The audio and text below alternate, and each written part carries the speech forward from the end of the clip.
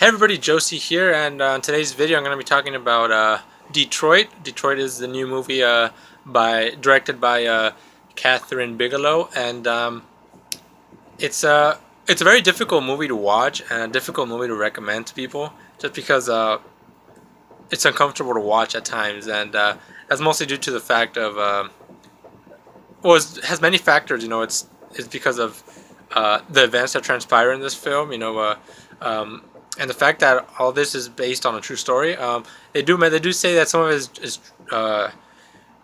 is exaggerated a bit, just because they're going based off of official documents and witness testimonies and all that stuff. Because well, I don't want to explain anymore because it will spoil the film for you guys. But yeah, it's very hard to talk about this movie just because just talking about it, I don't know.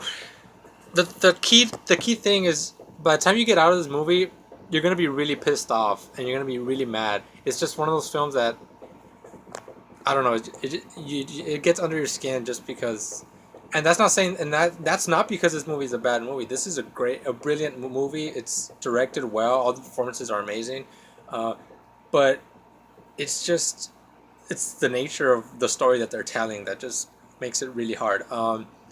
So the way this movie plays out, it takes place in 1967, I think. So this is post World War II, and it's a very racist time in America. As most people are familiar with history, or should be familiar with history, this is something that should be common knowledge. Though, as oftentimes I wonder why some people still. I still think some people maybe aren't aware of this, which it should be well known. Um, but yeah, this is a story that happened in Detroit, as the title would suggest, and this movie really feels like three separate movies in one. And normally, when you have a movie that does that, it becomes very sloppy and very jarring. But right here, it's done brilliantly, and that's because it's all very well. It's not three separate storylines; it's one story, but it just feels very different each segment. So the first segment, it's pretty much the setup. Uh, an event happens in Detroit that creates a lot of racial tension. This causes a riot, and then there's a lot of riots. There's looting, and it becomes really bad. It becomes basically a war zone. So this whole first segment feels like a war movie in a way. And so it becomes so bad that the government has to call in the National Guard to basically help out the police, and their job is not to police the people, but just I guess kind of create like protection for the police, because they're just very outnumbered at this time. Because basically the police were spread out so thin that their main focus became not protecting the civilians, but protecting like firefighters and emergency response teams, because of all the fires that were happening. And so that's clearly the first part. Then the second part, this is the part that makes you the most uncomfortable, and that's when the main story takes place, because something happens in a hotel, and uh, the these people who are in a hotel, African American, um, they're raided by the police, and this part of the movie feels like a horror film, and it's really hard to watch because you're seeing this injustice that's being done, and you know what's happening, and you know these officers are wrong, and you just want them to leave, but it's just thing after thing, it just escalates and escalates, and it's really terrible what you're watching. And then the fact that you have that in your mind, that this is something that happened, and it's, I don't know, it gets under your skin, and it's scary. It really is one of the most probably the scariest film that's come out this year, and it's not even a horror film. It's a drama. And anyways, so all this stuff that's happening, you're seeing everything that's going on, and then the third part is just basically the aftermath of that incident that transpired in the middle part of the movie. And I really like that. I think other directors might have dropped the ball and might not have handled these segments. But I think Catherine handled them very well. Of course, what helps it is these performances. I think they're brilliant. John Boyega is in here.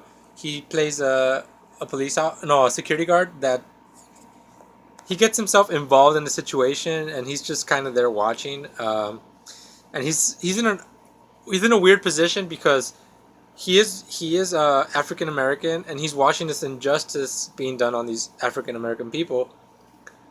But he's a security guard, and he's supposed to be like closer to the side of the police officers, but these are very obviously white racist officers, and he's kind of trying to be the middleman or trying to make them meet on common ground so things don't escalate as far as they do.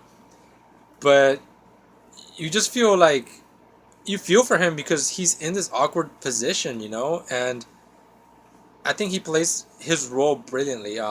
Another character who does a great job is the guy who plays the racist cop. I'm blanking on the name. I forgot it, but he's so great in it, and that's because you hate him so much throughout this movie, and I think he plays that role like fantastically because yeah, he's a despicable human being, and yeah, and you just hate him. So I do want to point out that this movie isn't entirely on. What I admire about it is that it isn't a movie that's bashing the police entirely, because they make a point of showing you that it isn't entirely black and white. It isn't just the cops are bad and the African Americans are good. You get your you get a mixture of both because you got your a bunch of the African American characters. They're doing some shady stuff, and you got some of the police who are actually doing a good job. So it's not painted black and white. However, um, this is an injustice that's being done by these cops. There's no question about that. It's obvious. This is what they're telling you, but it's telling you that the events are to the people who are to blame are these specific cops and not the police in general. However, I think I'm a bit iffy on that because uh, while some of the police officers that they show that aren't racist per se and aren't um, into doing this injustice, oftentimes you feel like they're not participating not because they feel sympathy for these civilians, but because they don't want to get involved in all the court drama, or they don't want to get involved in a civil rights issue. So you gotta it's one of those things where you gotta ask yourself: are they really good cops, or do they just